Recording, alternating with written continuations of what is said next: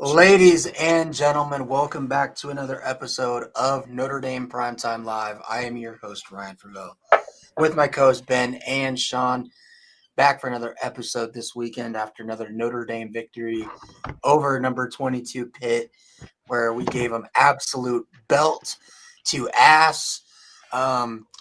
We were on pace at one point to actually scoring, 95 points? Not So we were 110. on pace. We were on pace to get to almost 100 at one point in that game. Yeah, I mean, how are we feeling, guys? How are you guys doing? That Narduzzi's a fucking bitch. Narduzzi's an asshole. Narduzzi's an asshole. I mean, to be realistic, like, why not? Like, I don't hate it because it's like, I mean, you get your team momentum, you get them something to look forward to. But at the same time, it's like, fuck you. As a Notre Dame fan, like, come on, man. You didn't deserve that shit. Like, Dude, I respect the fuck out of Freeman for the post game, just not even giving him the time of day to even talk to him. You could tell Freeman was annoyed with the calling timeout with 2 seconds left to take a shot at the end zone. It's so stupid. I get what Freeman talked about in his press conference today, well, I'm still more upset that we gave up the touchdown. I mean, it was 30 yards. How'd you not have them? But, I mean, you call timeout with 2 seconds left. Come on now. What are we doing? You wanted to make the score look more respectable than it actually was. Yeah, my big thing is that we did everything we said we had to do to dominate. We beat them on defense. We ran the ball down their throat, and we were able to beat them down the field on throws. At the end of the day, it says 37-15. Realistically, it was 37-3. Yeah. A shitty, dumbass play call by Mike Denbrock. That stupid fucking screen pass shit. Which people blame Carr for that. I can blame Carr for that because you might see the linebacker coming. And you're like, hey, I shouldn't throw this and maybe keep it. But it's good this happened now, though. That's good this happened now. Well, right? So here's my thing with the Carr. This is the Ben game. Ben talked about it all week. Ben did talk about it. This was going to be Carr's freshman game where he throws 2 picks. Yeah, this was his worst game of his season. If it's on the coaching staff, if it's on Carr, it's the worst. To be fair, USC and Pitt were probably his 2 biggest games after the losses and his 2 worst. So that is ooh. I don't blame the USC game completely on him because I think if we really relied on the throw of the football, it would have ended better. So can we give a round of – let's all 3 of us, ready? Let's give credit and say I am sorry. Not sorry for the reactions early on, but saying we're proud about how a certain defensive coordinator, Chris Ash, has been performing lately. Come on. Give me a little round of applause. Chris Ash did 9/11. Chris Ash, give him credit. He's been doing pretty damn good lately. I think I'm not. If we make the playoffs, I'll say something different, but I'm not saying that right now. I think he's improved. I still think the performances in the first 2 games were unacceptable. Yeah, I think, and I get it. He ran a completely new. He brought in the first 2 weeks a completely new different defense, running more zone. You had he had to figure out what he had to work with. Who we didn't know until a couple games into the year that Tay Johnson was a freaking beast. We didn't know that Jalen Stroman that was one of my biggest recruit calls. If you remember from 2 years ago, man, we were hype on that. But we didn't know that Jalen Stroman was going to be complete dog shit to start the year. Can I say this too? I did say on the podcast that he went to my high school and that every one of my friends said he was complete shit. And I was like, I don't believe you. Right? I mean, I don't believe you. But everyone he was an All-American. He was an All-American at Virginia Tech.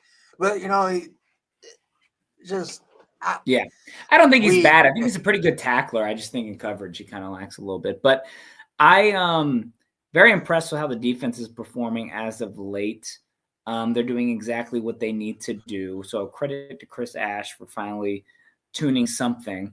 I mean, Al Golden struggled at first a little bit, right? Wasn't this bad? No. Was it this bad? No. But there were some growing pains with Al Golden, right? So At least it's not a situation where we have a certain offensive coordinator who didn't improve the whole year and then Gerard Parker and went to Troy afterwards. Thank you. And I'm glad it's not a situation. There's a conspiracy, aka I heard one singular person, but the person I heard say it, I trust very much with these opinions, that maybe Marcus Freeman has a lot to do with the defense and how the defense is doing. Like he might be calling plays now, or more be giving Ash a set of plays to call, and like shading away from other plays. That's something I've heard. And the more we play, the more I believe it. Just because the Navy game, statistically speaking, when a coach calls their first defensive game against Navy, it does not end well. Like I know Marcus Freeman had a really good one, but that was because he played Navy when he was at UC. So I think that has to do with it a little bit. It wouldn't shock me if Freeman's a little bit involved in Ash.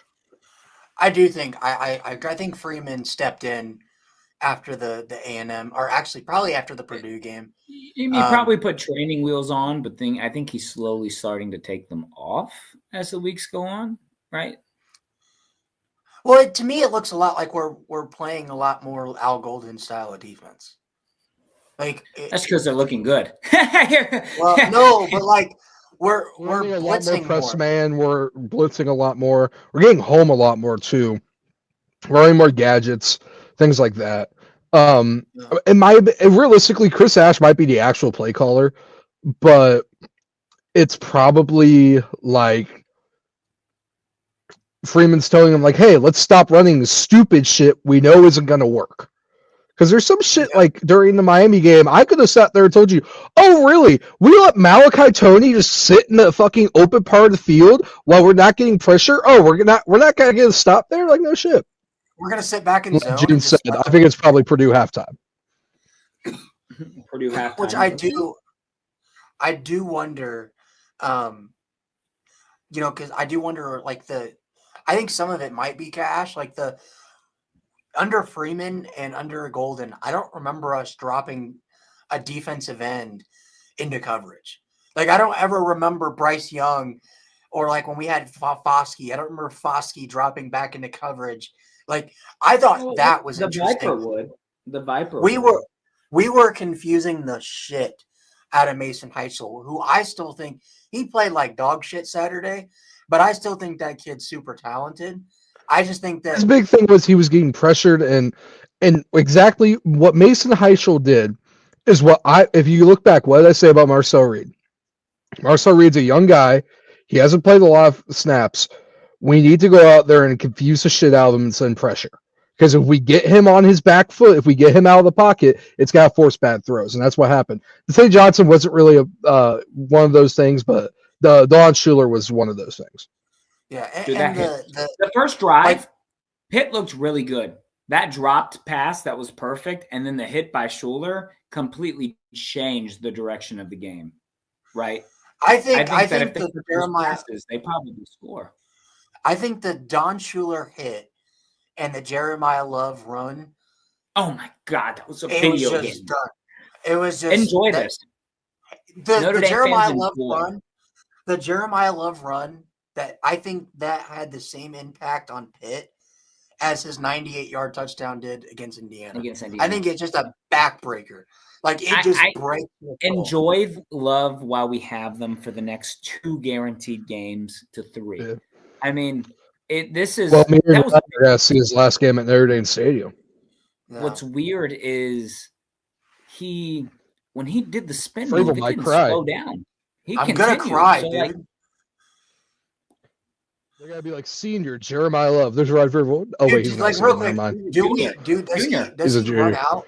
Dude, because I know they let. He might you got to talk about it. I think you might. He does. They did it for BMO. Like who was? No, BMO didn't walk. They've done it before with juniors. They've done it before with juniors. People that done it twice, right? If I'm not mistaken. There's players that have done it twice, but that's usually redshirt seniors and then redshirt juniors, and then they come back and play the redshirt seniors. Like estimate. I will say this: what we saw, and one thing I brought up, and Freeman, you might remember. I don't remember if Sean. It might have been one of the ones Sean wasn't here. It was right after the A&M game. I said that unless we see something change in our captains, we're gonna be a 9-3 team or maybe an 8-4 team. And what happened? I've been Drake Bowen has become a lot better in pass coverage. We're doing a lot better overall. Don Schuler is becoming that wrecking crew that we need him to be. That I'm gonna go blow this shit up. No more of this pussyfoot shit. If we had that Don Schuler in the Miami game, we win. Like we know that. Dude, if we had that at Don Schuler, that cracked that pit receiver on that one-handed, oh my God, that's a hospital ball. Mm-hmm. Like and that's the thing is, I think I that's why I kind of agree with what Ben said, where it's like I think Marcus Freeman has a little bit more because Don Schuler's playing more aggressive than he has all year. Drake Bowen, they're not thinking anymore. They're not sitting there being hesitant about shit. They're reading, reacting, and it's quick. They're not. But that's what we got. That's what we got last year out of Kaiser, out of Watson. Like Watson and Kaiser got better. Watson was just fucking amazing by the end of the year. Kaiser got way better throughout the year, and it led to players around him getting better. KVA is playing better. KVA, in my opinion, KVA had a pretty good first 2 weeks. KVA, in my opinion, this is going to be a hot take because we have Leonard Moore. KVA is our best defensive player. I put him second. I put him third. I put him third. Traore. Booby. Yeah. I don't know. Talent wise, I think KVA is better than Bubakor. Talent wise, like just raw talent, yeah. I mean, when he became a recruit, Ryan, when you look at what Booby, like, this guy when you look at what to be the best linebacker we've had in a long time. But when you look at how Traore is doing better, the whole D line around him is doing better because they're focusing so much on him. It's allowing other guys to succeed. Burnham's succeeding.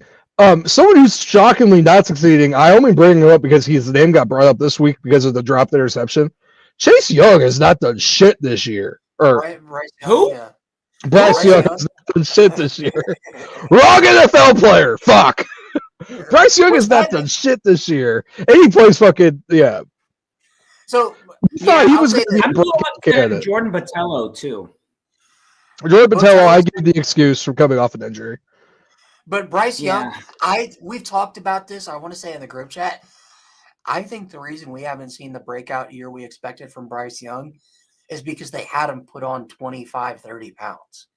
And he's we had so many injuries. And I think when he came in, there was no one else, and Bubakor was hurt. All these players were hurt, and now they're back, right? So I think he's maybe not playing as much as he did during that run. But I also think, I don't know about you guys, to me, he's not as quick. He doesn't have that quick first step that he had last year. Like, you remember that play where he just completely obliterated the Indiana left tackle?